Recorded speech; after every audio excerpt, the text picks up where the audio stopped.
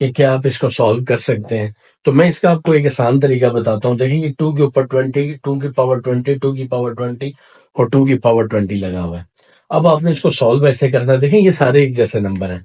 आप इनमें से ना देखें, जो चीज़ कॉमन हो वो आप, मतलब कि जो चीज़ एक जैसी हो वो आप कॉमन ले सकते हैं। अब ये और ये चारों वैल्यूज़ क्या हैं कॉमन। आप क्या करोगे, 2 की जो पावर 20 है, ये 1 ले लो कॉमन। जब तुम कॉमन लोगे ना, ये 2 की 20 तुमने कॉमन ले लिया। कॉमन लेने का मतलब आप बाहर ले आओगे, तो यहाँ पे भी 1 रह जाएगा, यहाँ पे भी 1 रह जाएगा, यहाँ पे भी 1 रह जाएगा और यहाँ पे भी कितना रह जाएगा, 1। फिर देखो तुम्हारे पास आ जाएगा ये 2 की है 20। ठीक है। अब 1 2 3 और ये क्या हो जाएगा, 4। ठीक है। अब इस 4 का मतलब ये देखो, ये 2 की 20 है ना, तो दोस्तों ये 4 का मतलब होता है ये 2 का स्केयर है।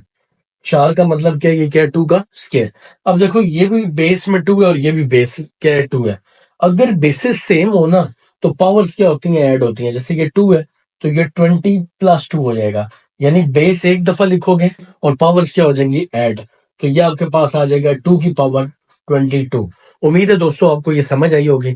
अगर आपको समझ आई है तो काइंडली मेरा यूट्यूब चैनल जिसका नाम कुरम फाउंडेशन है, उसको लाजमी सब्सक्राइब करें, ताकि आपको आने वाले वीडियोस का अंदाजा हो सके। So thank you very much.